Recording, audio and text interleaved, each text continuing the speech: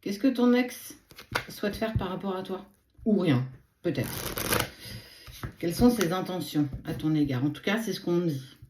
Il y a une personne qui va tenter quelque chose par rapport à toi. Je suis Sabrina de la page du ciel à la terre.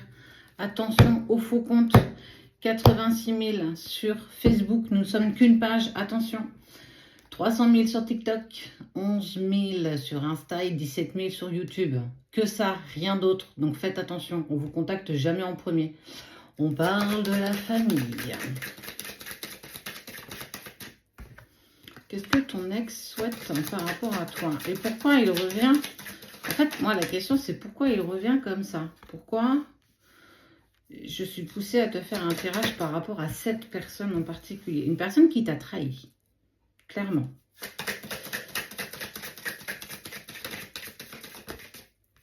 Elle va te contacter. C'est une personne qui, en fait, se projette. Elle se projette, elle a pas mal travaillé sur elle, elle a pas mal mis de choses en place, en tout cas pour lui, indépendamment de toi. Elle veut l'abondance. L'argent, c'est plus pour moi ce côté abondant. Je veux quelque chose de beau à tes côtés aujourd'hui. Mais moi, si je trouve que c'est... Hop là, je la cache. Je veux savoir le fond de sa pensée. Est-ce qu'il revient pour quelque chose de plus physique ? Ce côté charnel qui lui manque tant, ou parce qu'il y a véritablement quelque chose. Je les cache, c'est juste parce que du coup, sinon, je vais être bloquée. Verdict, on parle de l'enfilage de perles, en fait, de l'attraction chimique, physique, mais aussi de l'amour que je te porte. Il a appris de ses erreurs de son passé, en tout cas te concernant toi. Il a dû prendre un certain espace te concernant. Vous êtes devenus presque des étrangers, l'un pour l'autre.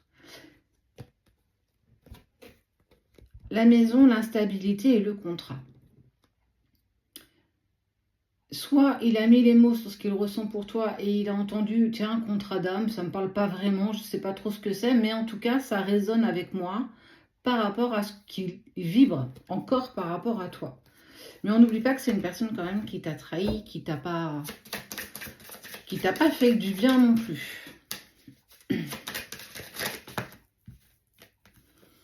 Ok. Et tu as eu cette intuition qu'il allait revenir. On parle de ta clairvoyance, voir au-delà de ce que tes yeux, eux, peuvent percevoir.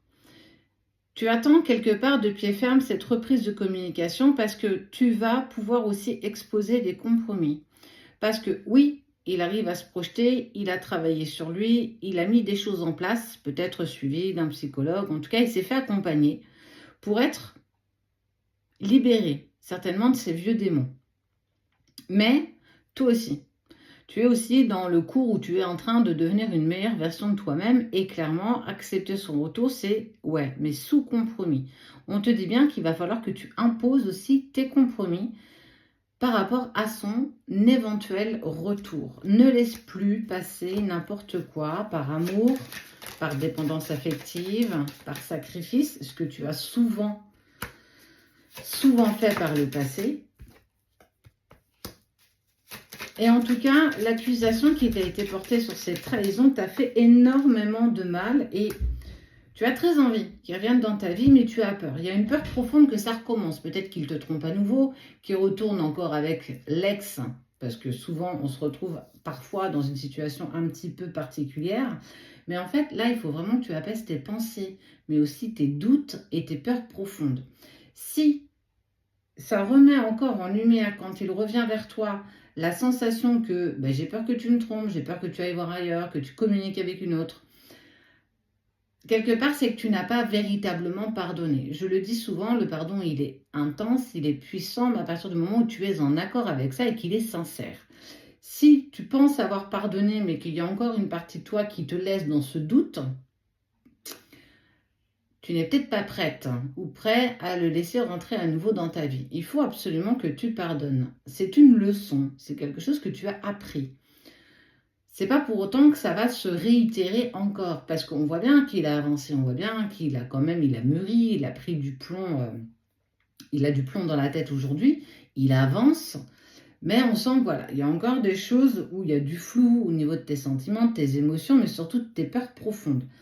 Alors, ça va créer de l'instabilité, le retour de cette personne dans ta vie, soyons bien clairs. Mais il va falloir que tu apaises tes émotions en lien avec ce retour de cette personne qui vient à toi. Fais juste les choses dans le bon sens. Tu ne perds pas de temps, tu ne perds rien et tu as totalement le droit aussi d'exprimer que tu en as aussi envie, mais tu en as peur. J'ai peur que ça recommence, donc j'ai encore besoin de travailler ce plan-là. En tout cas, ce que ton ex veut par rapport à toi, c'est j'ai envie de retenter quelque chose avec toi. Je n'étais pas prêt par le passé, certainement que toi aussi. Vous êtes peut-être aussi en relation particulière, parce qu'on parle de contrat d'âme. Donc vous êtes au minimum sur un lien qui est d'âme-sœur. Il y a quand même une alchimie qui vous lie tous les deux. Donc fais attention à tes émotions au moment où cette personne revient dans ta vie. Essaye de prendre du recul et surtout ne te laisse pas happer par tes doutes et tes peurs.